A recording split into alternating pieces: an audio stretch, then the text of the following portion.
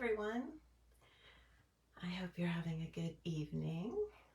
I hope you're excited to talk about crystals in the home. I have lots of notes that I've made just so I can make sure that I didn't forget anything tonight. And I'm really excited about this class because I'm going to get to show you some of my crystals that I have in my home. I think there's only maybe one thing that is from the store, maybe two, and the rest are all pieces that I went and gathered around my home that I had sitting. So I'm going to give people a couple of seconds just to get logged in and see that we're live, and then we'll get started. But hi, Patricia.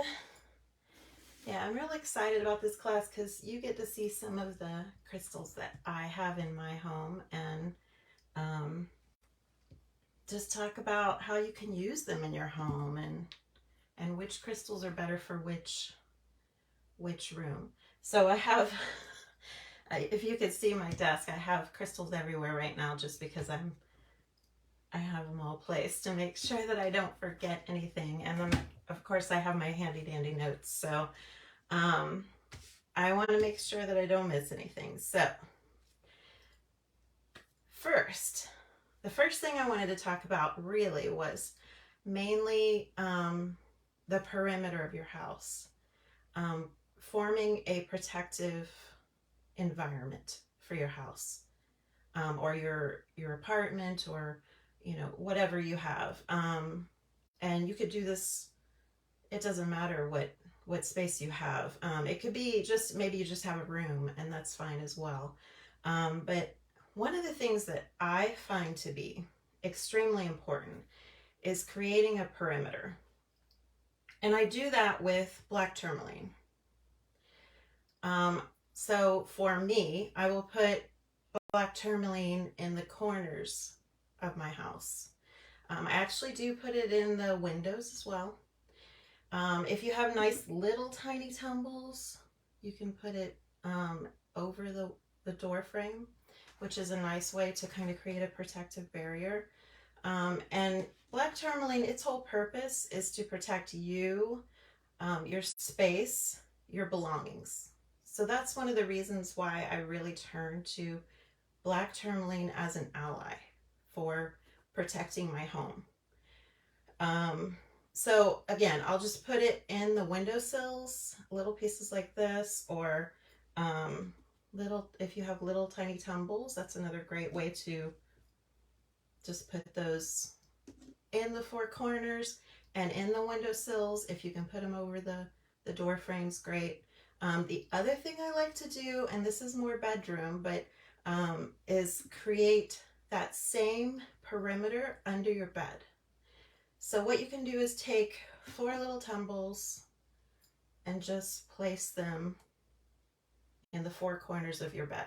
And what I like to do with that is just say, please keep me protected from any forms of harm, from any negative energy, as I'm placing them. And then I personally will visualize a barrier. So when I say a barrier, what do I mean by that? Well, what I mean by that is I usually try to visualize white light connecting those around the home or around the bed, however you're using it. And if you have questions throughout, bring them on because I'm ready for them. But so black tourmaline is definitely one that I go to for protection of the home, of me during sleep, of my space. I also like, the reason I keep it in the windowsills is because I want to make sure that negative energy isn't coming through. Those are entryways. So black tourmaline is definitely one of my go-tos for protection. I think it just creates a nice clean barrier that is going to protect you from negative energy, any kind of ill will that might be coming towards you from the outside in. Another thing that I always make sure of is I try to put, and this is my piece, shungite in each room if I can. It doesn't have to be a pyramid. It could be whatever, whatever you have. I have a pyramid. I have a couple of them. Actually, I have one over here that I can show you that has a Merkaba on top. This is mine that I keep on my desk. That just kind of protects me as I'm doing my work. But yeah, shungite is an energy purifier. It's going to keep the energy in the room purified. Hi, Tony. So that's one of the reasons why for me, shungite is really important. If you can have a piece in every room, it's great because you're going to keep that energy filtered and pure. And that's what you want. You don't want any kind of negative energy or just any kind of like darker energies in your space. So I try to keep a piece of shungite in every room if I can. I know sometimes it's hard, but it doesn't have to be a big piece. It could be a little tumble the size of this. And you know, the energy that shungite brings and purifies is still there, you know, no matter the size. Obviously, if you have a bigger size, it's going to do a bigger job. It's like anything else, right? But I try to keep a piece of shungite in every single room. The other thing I want to talking about the outside in is, here it is. I put smoky quartz in my entryway. This is my piece that sits on my table in the entryway of my house. Why? Because smoky quartz, the legend of smoky quartz is that it was once clear. It absorbed all of the negative energy, and that's what made it brown. So that's what smoky quartz does, is it transmutes negative energy into positive, usable energy. So when you keep it in the front of your house, in the entryway, it's gonna, anything that's coming in through that entryway, it's going to kind of purify that negative energy if there is any, and make it to where it's transmuted into positive, usable energy. So that's another reason why I keep smoky quartz in the entryway. If you have an apartment or something like that, maybe keep it on a table next to the door. I used to have a little tiny apartment, and right by the door I had a little table. Keep it there. Just a little, it doesn't have to be a huge piece. It could be a palm stone, it could be a pyramid, it could be, you know, whatever you have. But keep it by the door. It's just going to make sure that whatever's coming in is not necessarily affecting you or your environment. Another thing I like to do for windows is selenite. And actually what you can do is you can take the selenite with the black tourmaline. What that's going to do is the black tourmaline is your protector. You can add that to the perimeter of your space. The selenite's really bringing in that white light energy. So protection, white light energy, it's going to infuse your space with white light energy.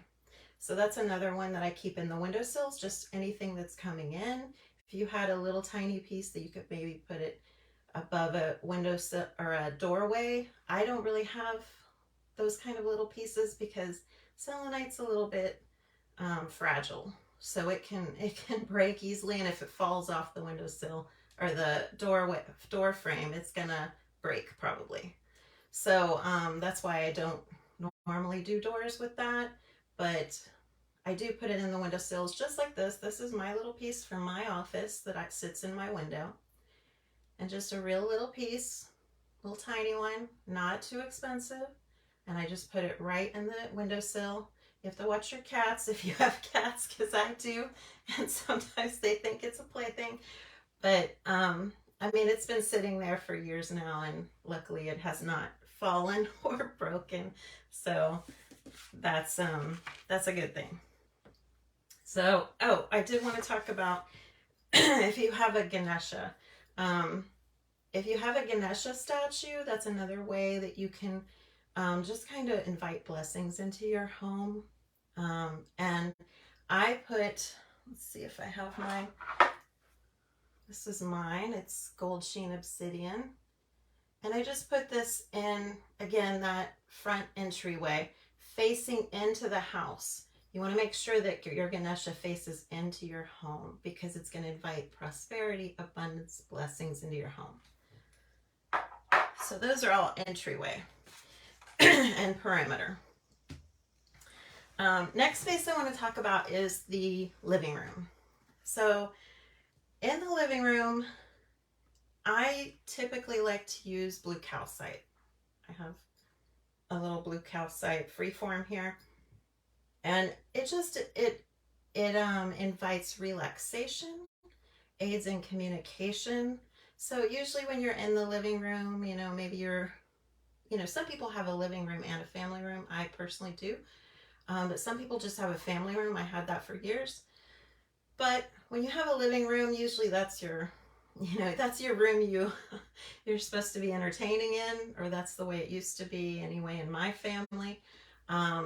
We used to have a living room that had all furniture that no one sat on, because it was the good furniture. So um, maybe that's an old school thought nowadays, but that's the way it was when I grew up. So I like to have blue calcite there just because it invites relaxation, peace, communication, kind of ease the flow of communication.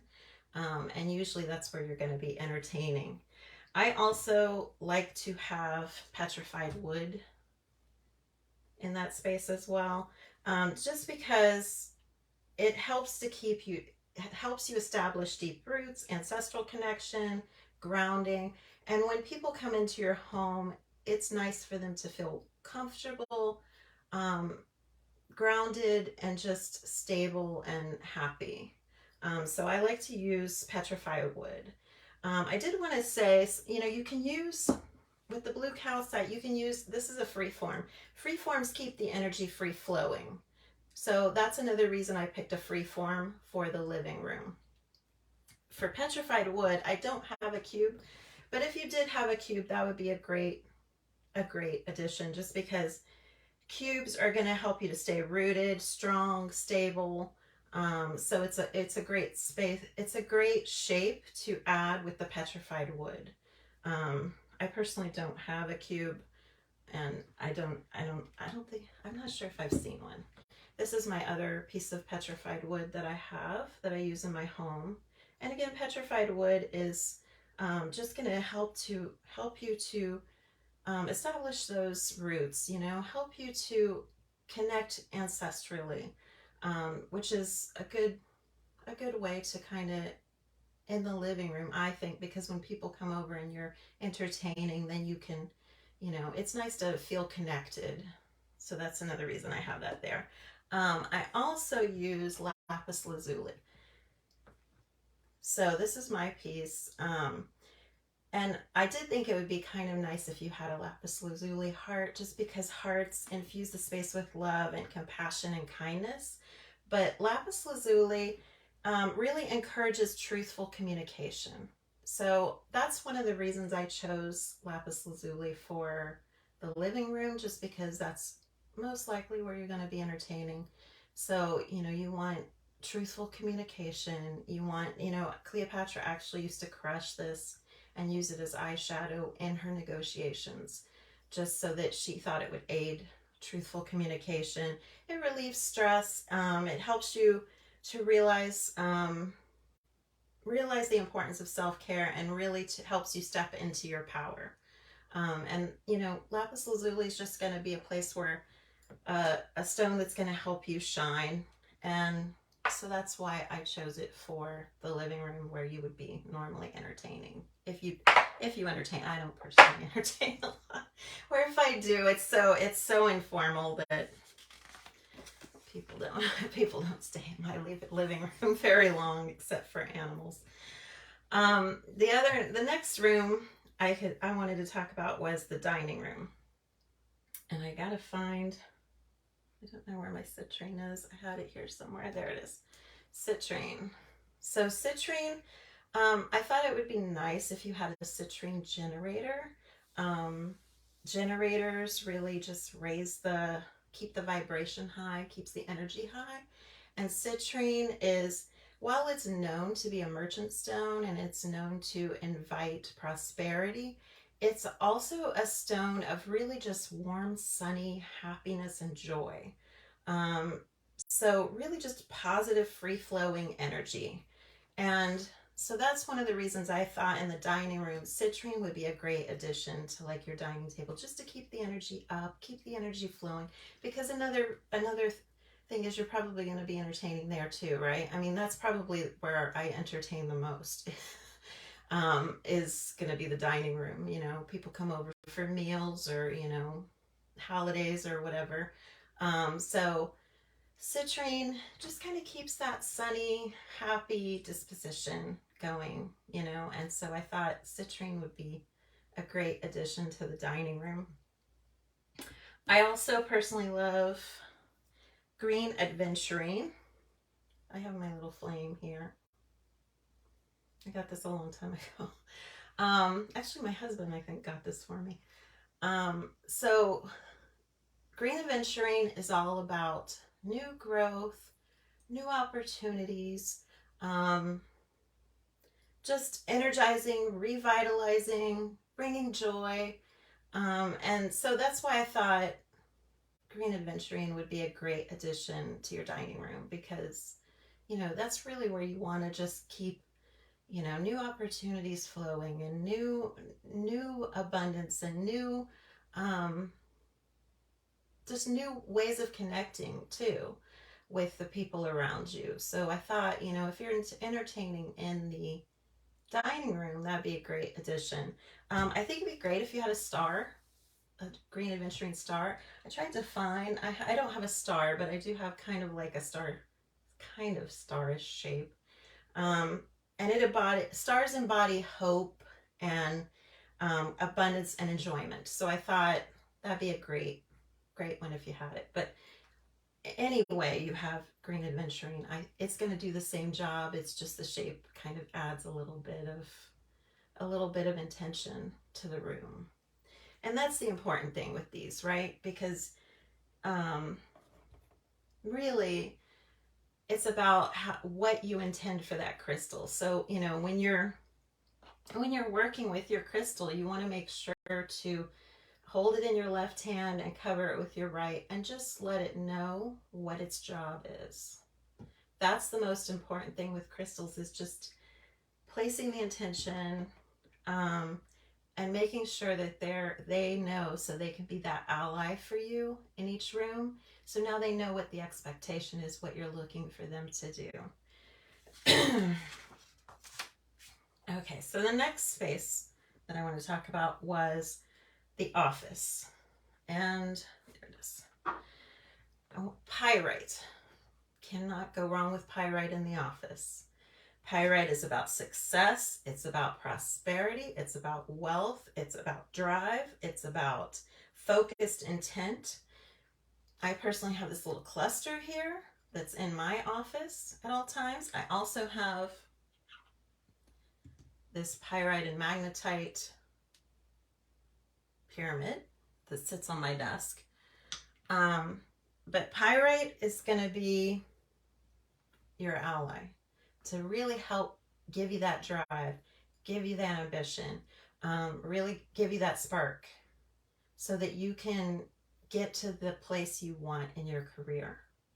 I have this little cluster, which I think is great. It's kind of more of a natural shape.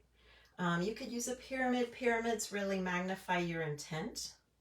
So that would be another great shape you could use. I have kind of my pyramid, but it's pyrite and magnetite, which is also called healer's gold. Magnetite magnetizes things to you. It really draws whatever you're looking to draw. So two great shapes that you can use, and you can work with that and put it in your office. Pyramids also, the reason I thought of a pyramid was because it really has combines the two of the four elements, which is your base of the pyramid, and then the three Trinity. However you think of that, you know, Holy Spirit, Jesus, God, however you think of that. The other thing I thought for the office, which I have here, sits on my desk, is garden quartz. Garden quartz is also called lodolite or shaman dreamstone. It is a stone of creation, manifestation. It's going to really help you get to your goals. Really going to help you to just achieve what you're trying to achieve. So I have my little garden quartz, well, it's not little, but big generator. And you could also use an obelisk, because an obelisk, the way the ancient Egyptians thought of it, was just raising their pyramids to heaven. So it's a channeler of balanced energy. So I thought an obelisk would be great if you had that. But I think garden quartz is a wonderful addition. I mean, there's so many different crystals you could really use in the office. I mean, green adventure is a great one. Lapis lazuli is another great one, because it's going to help you to really have that communication, really help you to speak well. Blue calcite's even a great one because of that same, really help you to speak with purpose. So, and again, if you have any questions, stop me. I'm fine with that. In the kitchen, I personally think that carnelian is a great one to add. Carnelian is like the stone form of caffeine. So it's really going to get that energy going. Now, I have a piece of orca carnelian, which is orca agate mixed with carnelian here. This is from the store. This is not my piece. But carnelian is really about vitality, creativity. So, when you're in the kitchen, sometimes, you're looking at a recipe and you don't have what you need. It's going to really help to kind of boost the creativity. What can I use? How can I do this? For me, I just go to Google personally. I don't know if anyone else does, but that's what I do. But a carnelian generator would be great, because generators, again, keep the vibration high. They promote joy and good health. So for me, I think a carnelian generator, if you had it, would be great. Anyway, you have carnelian is fine. It really doesn't matter. I think this would be a great addition, just because the carnelian is really that stimulator, and the orca agate kind of just smooths the edges. So the agate is kind of going to be your soothing your stress and calming it down a little bit. So it's going to make it more of a balanced energy from that stone. The other one that I like to use in the kitchen is orange calcite. And this is my personal piece. Orange calcite is a natural detox stone. It is about creativity, about pleasure. It's really just, vitality. Look at it. It's just so, you can just feel that it's lifting you. So, you can use it in this shape, which is just kind of a free form kind of shape, or you can do rough. Rough stones really symbolize unmanifest potential. So any way you have it, I have another piece here that's rough. That's from the store. So any way you have it would be great, I think, because it's just going to raise your energy level a little bit, keep the vitality high, keep joy and health going in your kitchen. So I think that would be a great addition to the kitchen. The bedroom. So I did talk about forming kind of just a protective perimeter around the bed. And for those that didn't see that, what I mean by that is you can take some black tourmaline. These are little tiny pieces, little tumbled stones. This is more of a rough piece. And just in the four corners of your bed, put the black tourmaline. Black tourmaline is a major protector. It's just going to protect you, your belongings, your space. So, you can, and when you place them, just, I place this stone to protect me from harm, to protect me from negative energy. And just, mentally draw that line as you're placing them. So for the bed, that's that. For just the bedroom, rose quartz, this is my piece from my bedroom, is a stone of love, compassion, self-care, self-love. I thought it would be great if you had a heart in rose quartz, because hearts really infuse your space with kindness and compassion and love. So what a great combo, right? Because the stone itself is for that, and then the shape would be just perfect. I don't have a rose quartz heart in my bedroom. I have the rough piece. As you can see, I do have another free form rose quartz that I keep in the bedroom. And these are just, rose quartz is just, you can't go wrong with rose quartz in the bedroom, because it's going to remind you to love yourself. It's going to help to facilitate love of other people when you're in there. And it's also going to help you to have compassion, help you to be more kind, help you to be more kind and compassionate with yourself. So you really can't go wrong. It's also got a very soothing energy. And when you're in the bedroom, that's usually when you're trying to go to sleep or relax. So you want to be soothed. You don't want to have the energy high when you're in the bedroom. There's a couple more that I want to talk about for the bedroom. One would be amethyst. So this is one of mine. And then this is a piece of amethyst that I have had. The math. I think I've had this for probably 35 years, maybe. It's been a long, long time. I got this a long, long time ago at a metaphysical shop, and it was one of my first pieces. So I like to keep it with me at all times in the bedroom, because I think amethyst really keeps you protected psychically. It also boosts your intuition, and it helps to prevent nightmares. So that's one of the reasons I think amethyst is important for the bedroom. It's also a stone of inner strength, like boosting your inner strength. I personally keep it there for psychic protection, nightmare protection as well. I think amethyst is a great addition to your bedroom for that reason. I thought it would also be nice if you had it in a sphere form, because spheres radiate their energy all around them. So that would be a nice way to kind of boost that intention if you had an amethyst sphere. But any kind of amethyst you have, I mean, as you can see, I don't have an amethyst sphere with me. So whatever you have, I mean, we make do with what we have, right? So the real important thing is the intent. Just making sure that you program it with your intent. I program this crystal to keep me protected psychically, to boost my intuition, to prevent nightmares, XYZ, whatever it is your intent is.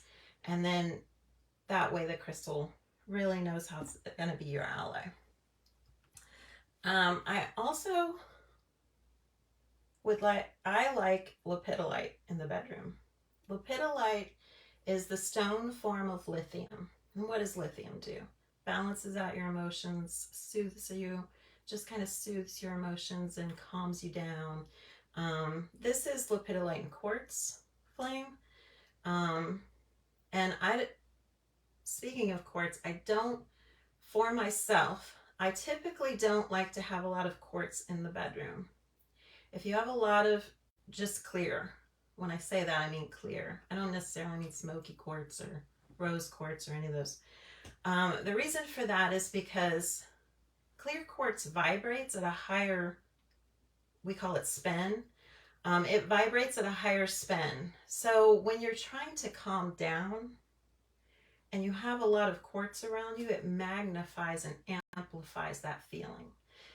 Another thing to remember, especially if you have panic attacks or you're prone to stress, wearing a lot of clear quartz can often amplify that.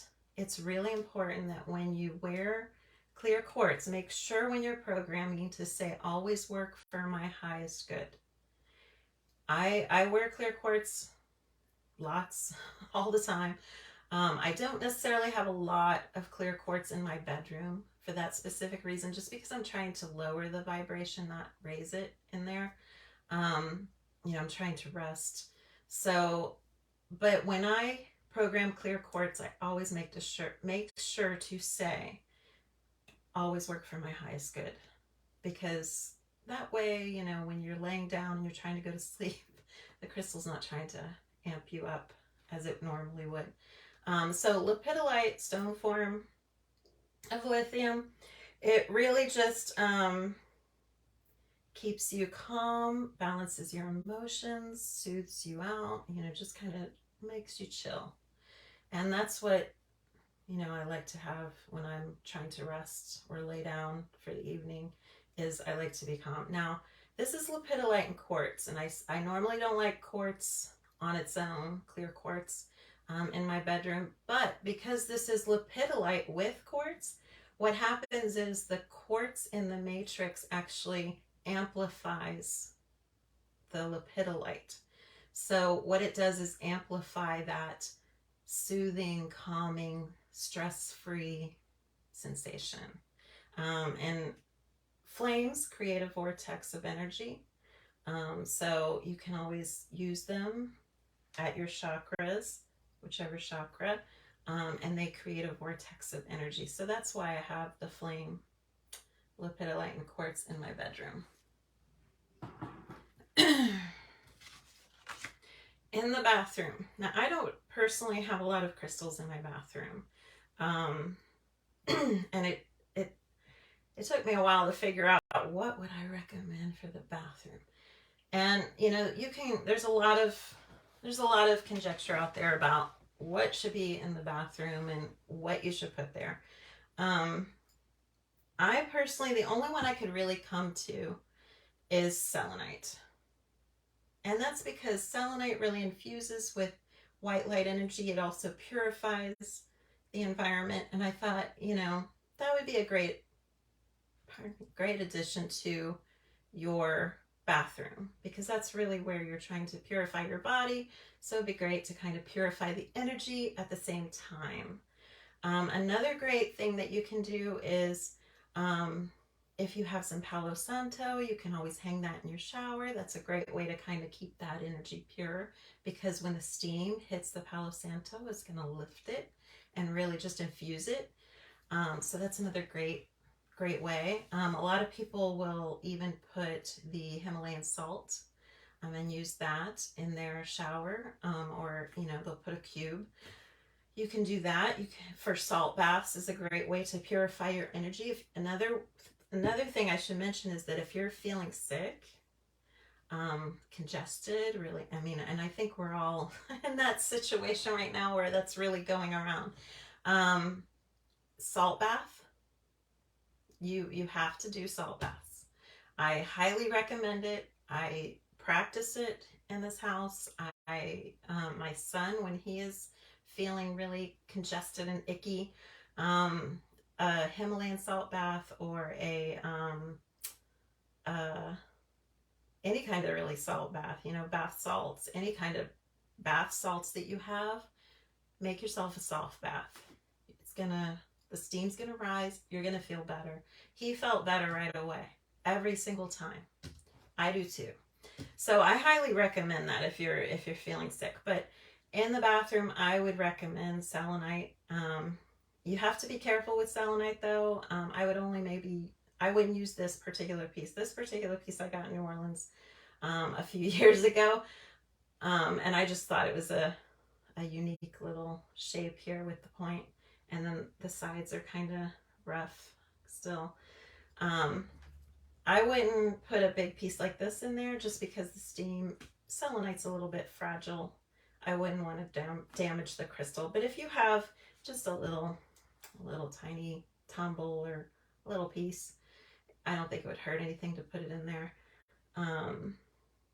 A pyramid would be great, like a little pyramid or something. So those are the crystals that I recommend for the home. There's tons of crystals you could use for the home. I mean, I have tons of crystals for my house. Tons. Um, you know, malachite's another good one for the office or anywhere where you're going to be creating and manifesting and really practicing that. Meditation room, if you have something like that, I wish I did. You know, your blue calcite would be a great addition to that. I also didn't talk about this, but garnet would be a great one for the family room just because it really is about warmth, love, and commitment. And usually in the family room, that's where everybody kind of comes to decompress and relax. So I thought garnet would be a great addition to the family room. I'm trying to think if I had anything else to. I think I talked about all the ones I had on my list. So if you have any questions, I'd love to hear them. But really, it's just about. The one thing I do want to say is it's the most important thing that you can do is rely on your intuition. It will not fail you. So if you feel like you should place something in a certain room, follow that intuition. It really doesn't matter what me or anyone else says. Your intuition is your best guide in that. Um, so if you feel like, hey, I want to put a lot of quartz in my bedroom and it doesn't keep you awake at night, great. Hey, go for it. For me, I can tell, especially if I have too much. I've done it to where I've worn 2 quartz necklaces when I went to sleep. It was a little too much. I was up. So for me, it just kind of amplifies a little too much sometimes, and then I can't get to sleep. So if you do, and that's one thing I've noticed is if you take that off, then I'm out right away.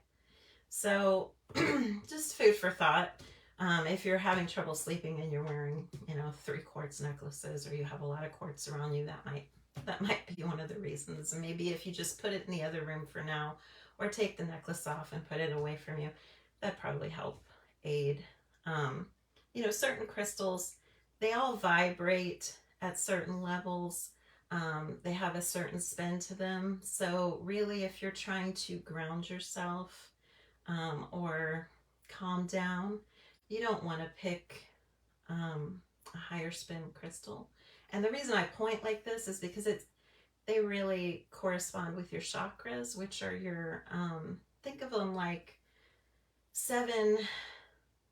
Well, there's lots of chakras, but 7 main energy centers or energy wheels in your body that start at the root at the base of your spine and go up to the crown at the top of your head. So the crystal's colors really correspond with the different chakras. And when I keep pointing up here, it's because clear quartz is going to be more crown chakra. But when you're trying to relax and ground yourself, you really want more root chakra, black, red crystals. How about your garage? It depends on what you're doing there, I would say. If you're creating a lot in there, I would stick with carnelian.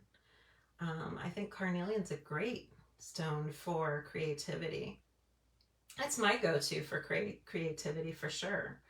But yeah, I would say probably carnelian, tiger's eye maybe, for more earthiness and just to give you that boost of confidence if you're creating in the garage. If you're not creating in the garage, like for me, I'm not creating in the garage, it's just storing my car. I would probably just put some black tourmaline just to make sure it's protected, everything's protected and safe. But other than that, those are the only 2. And I'd be careful too, like, depends on your climate really, because if you have a really hot climate, you just want to check the hardness level of your crystal because you don't want it to melt or start to chip or anything like that because it's in a very heated environment. And I think we can all understand that right now with the heat levels around the country. So it's very, very hot.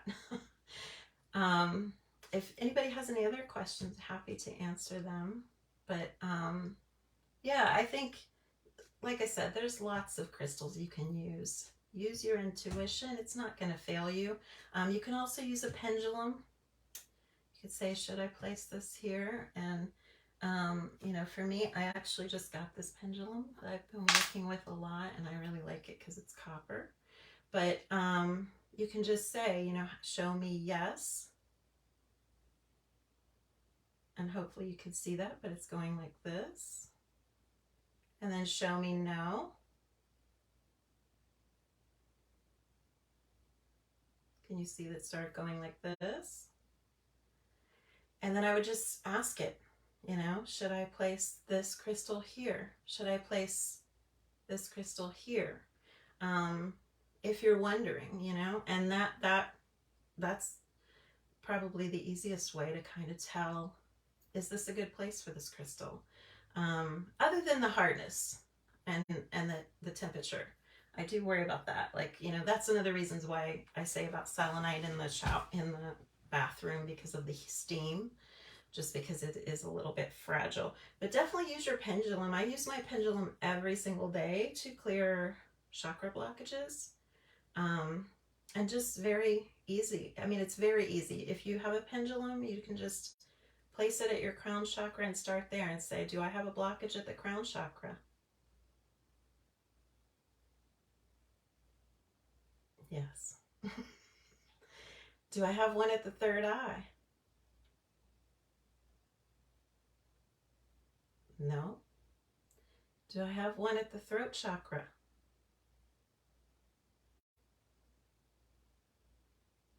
Yes. So just go down that way.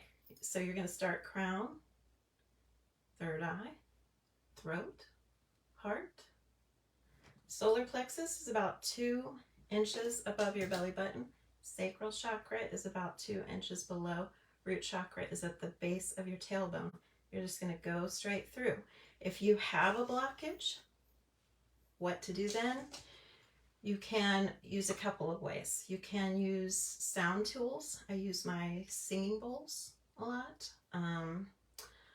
I personally use rattles as well to kind of break the energy up a little bit. Sage, crystals. So, you know, you can always, you know, try to use the crystal. If you have copper, and I talked about this, I don't think I have, I think I only have a little one. But if you have copper and you have a blockage, just like, I'll do it this way so it's a little easier to see. You're going to do like a clockwise circle. Copper's an energy mover. It's going to move that energy out to make way for the good free-flowing energy to come through. And then you would just, you know, do the same thing, you know. You would check it again. Do I still have the blockage? And it may take 1 or 2 tries, you know, it may take 2 or 3. It just depends on how big the blockage is. It also depends on how much you do maintenance, energy maintenance. I try to do it every single day. So I do this process with the pendulum every single day, and then I will clear out blockages. So think of it like it's a bowl. And if you've never tossed the contents out, you may have an overflowing bowl, right, of blockage there. And it may take some work. You know, if you have a deep blockage, if you're going through grief or something like that, it may take some work. But it's important. It's important work, because you're going to start clearing some of that out to just make room for you to breathe. And that's really what it's all about. I mean, I like to think of these chakras as all energy, like gears almost. And when they get blocked, what happens is, instead of spinning, they're just stuck. And what that can cause is, it can cause emotional issues, it can cause physical issues. So you really just want to make sure that you're cleaning that out. We do have the copper harmonizers too. Those are great tools to just hold. It's going to make sure the energy is kind of flowing.